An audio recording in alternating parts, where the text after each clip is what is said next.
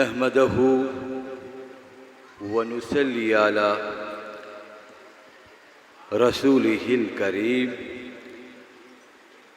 मोहतरम बुजुर्गों व दोस्तों, अस्सलामु अलैकुम।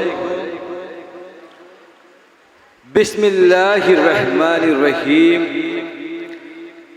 अल्हम्दुलिल्लाहिल्लज़ी बिलहुदा अरसला रसूलहू वस्सलातु वस्सलामन अला नबिय्यिल्लज़ी औदहा सुबूलहू व अला आलिही व असहाबिही व अला आलिही व असहाबिहिल्लज़ीना आदल्लाहु लहुम नुज़ूलहू व अला औलियाइल्लज़ीना जहदू फ़ी सबीलिही फ़असाबू फ़ज़लहू। अम्मा बाद फ़अऊज़ु बिल्लाहि मिनश्शैतानिर्रजीम।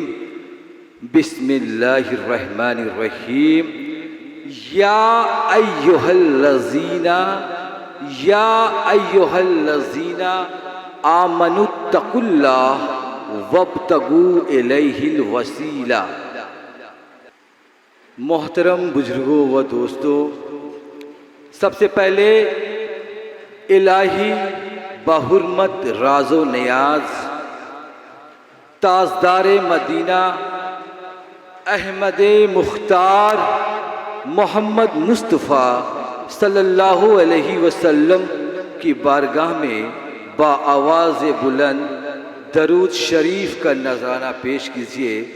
अल्लाहुम्मा सल्ली अला मोहम्मदिन व अला आले मोहम्मदिन व बारिक वसल्लिम सलातन व सलामन अलैका या रसूलल्लाह सल्लल्लाहु ताला अलैहि वसल्लम।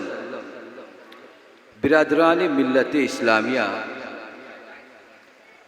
वक्त सिमा का आगाज हो चुका है। वक्त बहुत कम है, इसलिए मैं ये चाहूँगा कि अपनी गुफ्तगू को मुख्तसर कर दूँ, क्योंकि वक्त बहुत कम है। उसी वक्त में मैं अपनी गुफ्तगू को आप लोगों के सामने रखना चाहूँगा। सबसे पहले हजरत सूफी शाह रहमतुल्लाह अलैह, हजरत सैयद शाह वारिस अली कादरी अबुल वलाई मुनअमी फिरदौसी रहमतुल्लाह अलैह के खुलफाओं में से एक खलीफा है। आपका मज़ार अक़दस टीटागढ़ कब्रिस्तान में वाक़ा है। आप हजरत सैयद शाह वारिस अली की शान में, यानी अपने पीर मुर्शिद की शान में आप फरमाते हैं कि मकबूल रब्बे अकबरी वारिस अली ईटागढ़ी। आप फरमाते हैं कि मकबूल रब्बे अकबरी वारिस अली ईटागढ़ी हैं आप शान हैदरी, हैं आप शान हैदरी वारिस अली ईटागढ़ी। कूचा तेरा राहत फिजा रौजा तेरा दारुशिफा। कूचा तेरा राहत फिजा रौजा तेरा दारुशिफा। खादिम तेरे जिन्नो परी वारिस अली ईटागढ़ी। आगे आप फिर फरमाते हैं कि रुतबा हो आला आपका, कि रुतबा हो आला आपका, दर्जा दो बाला आपका। रुतबा हो आला आपका, दर्जा दो बाला आपका। मुझसे हो कब मितहत गिरी वारिस अली ईटागढ़ी। मोहतरम बुजुर्गों व दोस्तों, वारिस पाक का मकाम का क्या कहना। आपका मकाम फनाफी शेख का है। फनाफी शेख उसको कहते हैं जो अपनी शेख में यानी अपने पीरो मुर्शिद में फना हो जाए, जाकर अपने पीरो मुर्शिद में मिल जाए। आपके पीरो मुर्शिद हजरत सैयद शाह विलायत अली हमदानी रहमतुल्लाह अलैह का मज़ार अक़दस इस्लामपुर की सरजमीन पर है। दादा हजूर आपसे बेपनाह मोहब्बत रखते थे, अपने पीर मुर्शिद से बेपनाह मोहब्बत रखते थे। अब आप इस बात से अंदाज़ा लगा सकते हैं कि उनके पीर का उर्स और दादा हजूर यानी वारिस पाक का उर्स मुबारक का जो तारीख है 13 माह मुहर्रम। आपके पीर का वसाल की तारीख 13 तारीख माह मुहर्रम, वक्त असर और मगरिब के दरमियान और दिन जुमेरात। ये तमाम चीज़ें अपने पीर मुर्शिद के साथ बिल्कुल मैच कर जाता है। मतलब ये कि उनके पीर का वसाल की जो तारीख है और जो दिन है और जो महीना है और जो वक्त है, दादा हजूर का भी बिल्कुल वही है। वही महीना, वही तारीख, वही दिन और वही वक्त। तो इसलिए दादा हजूर को हजरत सैयद शाह वारिस अली कादरी अबुल वलाई मुनअमी फिरदौसी रहमतुल्लाह अलैह को फनाफी शेख का दर्जा हासिल है। ये मकाम चुनिंदा मुरीदों को अता किया जाता है, जिनमें से एक वारिस पाक रहमतुल्लाह अलैह है। अल्लाह रब्बुल इज़्ज़त का बेपनाह लुत्फ़ व करम और शान अजीम है कि हम तमाम लोग इस अजीम शान उस यानी 100 ये साल 106 सालाना उर्स मुबारक हम लोग मना रहे हैं। हजरत सैयद शाह वारिस अली कादरी अबुल वलाई मुनअमी रहमतुल्लाह अलैह का ये साल 106 साल है उनकी उर्स मुबारक का। अल्लाह रब्बुल इज़्ज़त का बेपनाह लुत्फ़ व करम है कि हम सब इस मुबारक और मुक़द्दस महफिल में तशरीफ़ लाएं और इस अजीम शान उर्स मुबारक में हम लोगों को शरीक होने का अल्लाह रब्बुल इज़्ज़त ने शर्फ़ अता किया।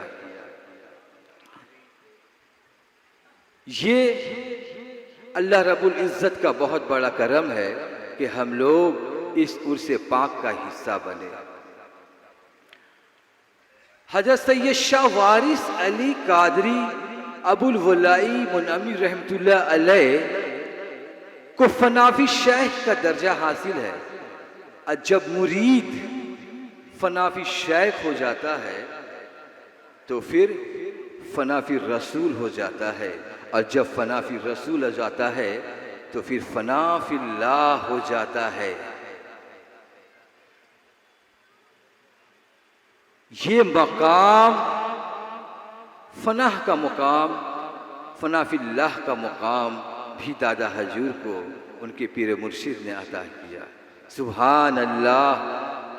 बिरादरान मिल्लत इस्लामिया, मैंने कुरान मजीद की जो आयत खुतबे के बाद जो तिलावत फरमाई है उसमें अल्लाह रब्बुल इज़्ज़त उसी मजमून की तरफ इशारा फरमाया है, या अय्युहल्लज़ीना आमनुत्तकुल्लाह वब्तगू इलैहिल वसीला।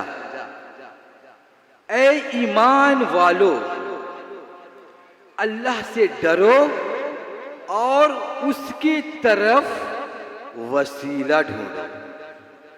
ये कुरान फरमा रहा है। ऐ ईमान वालों, किससे फरमा रहा है? ईमान वालों से। ऐ ईमान वालों, अल्लाह रब्बुल इज्जत से डरो और उसकी तरफ वसीला ढूंढो। अब देखिए, जब वसीला का मामला आ जाता है तो यहाँ पर जो बातें हैं, जो बारीक बातें हैं, उसे समझना भी बहुत जरूरी है। अब आप ये समझें कि अल्लाह रब्बुल इज्जत बहुत बड़ा कादिर मुतलक है। अगर वो चाहे तो हमें घर बैठे हमें खाना भी खिला सकता है, हमें कपड़ा भी दे सकता है, हमें वो तमाम सहूलत अता फरमा सकता है। हमें किसी चीज़ की ज़रूरत नहीं, वो तमाम ज़रूरतें हमें घर में बैठे दे सकता है। और इसकी गवाह कुरान हकीम है कि अल्लाह रब्बुल इज़्ज़त बनी इसराइल की कौम पर तकरीबन 40 साल मन सलवा एक गिज़ा है जो शहद से भी मीठा हलवा है और बटेर से भी, बटेर का भुना हुआ वो लजीज खाना अल्लाह रब्बुल इज़्ज़त 40 साल बनी इसराइल की कौम पर अता किया है। घर बैठे उन्हें 40 साल वो ग़िज़ा उन्हें अता किया। उसी तरह ईसा अलैहिस्सलाम ने जब अल्लाह से दुआ की तो उन्हें भी अल्लाह ताला ने घर में बैठे उनकी उम्मत को अल्लाह रब्बुल इज़्ज़त मछली और रोटी अता फरमाया। ये अल्लाह रब्बुल इज़्ज़त कादिर है हर शय पर, ये उसकी कुदरत है, लेकिन ये उसकी आदत नहीं है। वो चाहे तो ये तमाम सहूलत फराहम कर सकता है। ये उसकी कुदरत है, अपने बंदों को ये तमाम सहूलत अल्लाह रब्बुल इज़्ज़त अता कर सकता है। ये उसकी कुदरत है और किया भी है, लेकिन ये उसकी आदत नहीं है। हमें उसके लिए वसीला तलाश करना पड़ता है। अब सवाल ये है कि किन्हें वसीला बनाया जाए। अल्लाह रब्बुल इज़्ज़त कुरान हकीम में फरमा दिया, या अय्युहल्लज़ीना आमनुत्तकुल्लाह वब्तगू इलैहिल वसीला। ऐ ईमान वालों, अल्लाह रब्बुल इज़्ज़त से डरो और उसकी तरफ वसीला ढूंढो।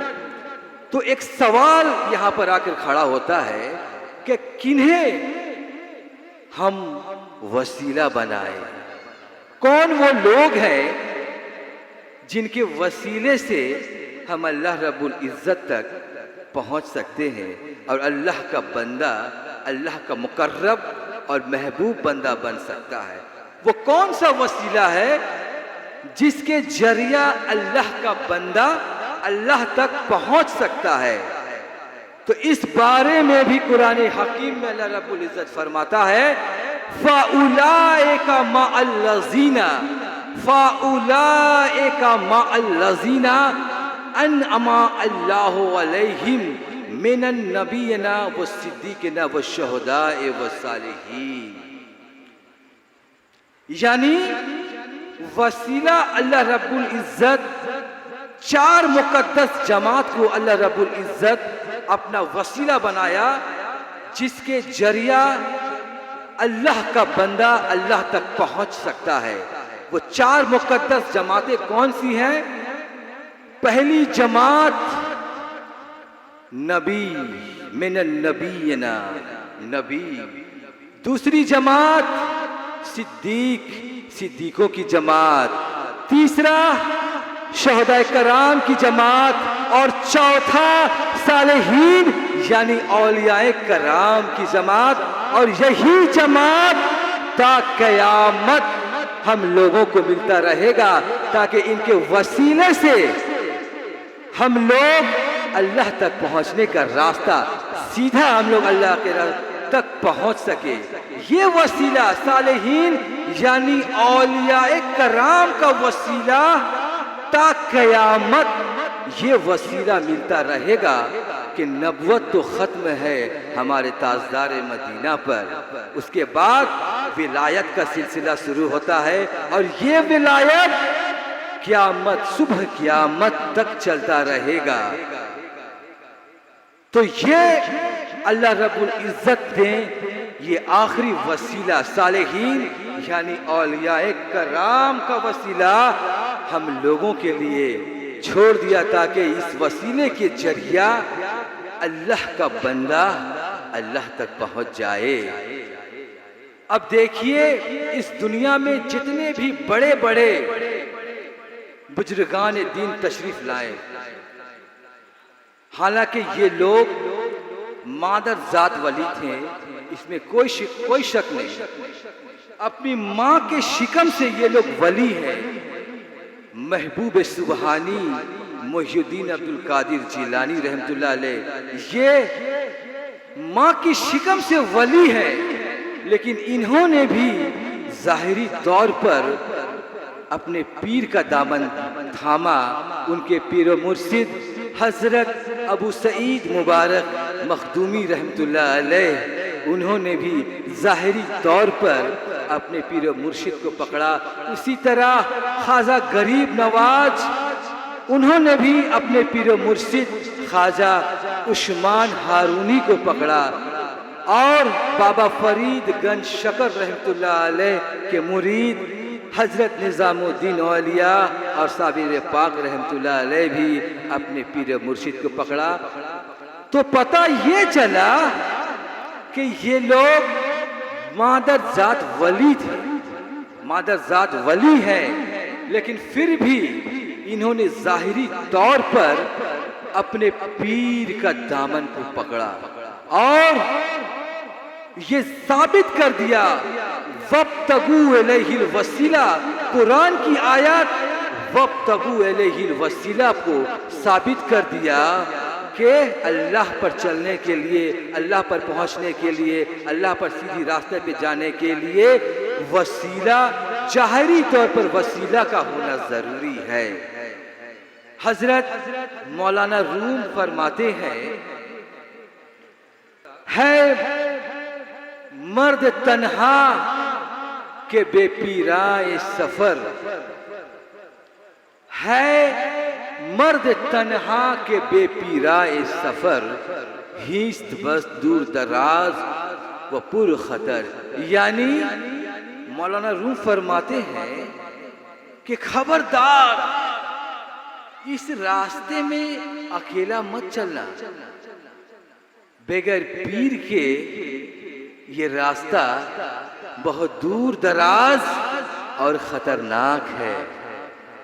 ये कौन फरमा रहे हैं? मौलाना रूम फरमा रहे हैं, जिनकी लिखी हुई किताब मसनवी अगर इंसान पढ़ ले तो वली बन जाए।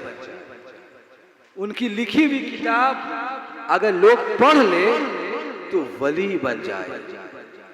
तो अहले सुन्नत व जमात का ये अकीदा है, ये ईमान है कि कामयाबी के लिए आखिरत और दीन और दुनिया की कामयाबी के लिए वसीला का होना बहुत जरूरी है। बिरादरान मिल्लत इस्लामिया दरूद शरीफ पढ़िए। अल्लाहुम्मा सल्ली अला मुहम्मदिन व अला आले मुहम्मदिन व बारिक वसल्लिम। अब देखिए वसीला तो मिल गया, वसीला तो मिल गया। अब मुरीद का पहला कदम क्या है, इसे भी जान लीजिए। मुरीद का पहला कदम, अब मुरीद को क्या करना चाहिए? वसीला तो उसे मिल गया, अपने पीर का दामन पकड़ लिया। अब मुरीद का पहला कदम तौबा से शुरू होता है। अल्लाह रब्बुल इज़्ज़त कुरान हकीम में फरमाता है, वतूबू आ इलल्लाहि जमीअन वतूबू आ इलल्लाहि जमीअन अय्युहल मोमिनूना लअल्लकुम तुफ्लिहून। ऐ ईमान वालो, तुम सब तौबा करो ताकि तुम सब फलाह पाओ। लिहाजा जो कोई फलाह का उम्मीदवार है उसे चाहिए कि तौबा कर ले, अपने आइंदा गुनाहों से और आने वाले गुनाहों से वो तौबा कर ले। तो मुरीद का पहला कदम ये तौबा से शुरू होता है। देखिए, हम लोग बशर हैं, इंसान हैं, और ऐसा मुमकिन नहीं है कि आगाज पैदाइश से लेकर मौत तक इंसान से कोई गुनाह ना, ऐसा मुमकिन नहीं है। सिर्फ पैगंबरों को छोड़कर इंसानों से मुमकिन नहीं है कि आगाज पैदाइश से लेकर मौत तक उससे गुनाह ना हो, ऐसा हो नहीं सकता। और तमाम उम्र गुनाहों में पड़ा रहना ये शयातीन का काम है। इसलिए अल्लाह रब्बुल इज्जत ने तौबा का रास्ता इंसानों के लिए खोला ताकि आदम की औलाद तौबा करके अपनी निस्बत आदम अलैहिस्सलाम के साथ दुरुस्त कर ले। हमारे हुजूर सल्लल्लाहु अलैहि वसल्लम हर रोज 70 मर्तबा इस्तग़फ़ार करते थे। हमारे हुजूर सल्लल्लाहु अलैहि वसल्लम दिन भर में 70 मर्तबा इस्तग़फ़ार करते थे। तो ऐसा नहीं कि अगर इंसान से गुनाह नहीं हो रहा तो वो तौबा नहीं करे, ऐसा नहीं, बल्कि वो तौबा करता रहे। अगर उससे गुनाह नहीं हो रहा तो ये अच्छी बात है। अगर वो तौबा करता है तो अल्लाह ताला उसके दर्जात को बुलंद फरमा देता है।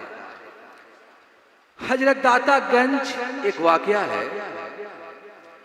हजरत दाता गंज बख्श मखदूम अली हिजोरी रहमतुल्लाह अलैह फरमाते हैं कि एक शख्स उसने अपनी गुनाहों से तौबा किया कि वो आइंदा कोई गुनाह ना करे, और वो गुनाह कर बैठा और उसकी तौबा टूट गई। कुछ अरसा बाद उसकी तौबा टूट गई। फिर उसने दूसरी मर्तबा गुनाह न करने का इरादा किया और फिर तौबा किया उसने कि या अल्लाह, अब मैं गुनाह नहीं करूंगा और मैं इस गुनाह से तौबा करता हूं।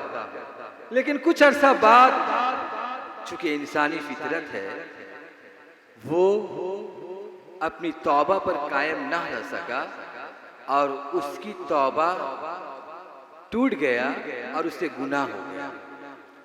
इस तरह तौबा करते और गुनाह करते, तौबा करते फिर टूटना तौबा का और फिर गुनाह करना, उसने 70 मर्तबा किया कि तौबा किया फिर गुनाह किया, फिर तौबा किया फिर गुनाह किया।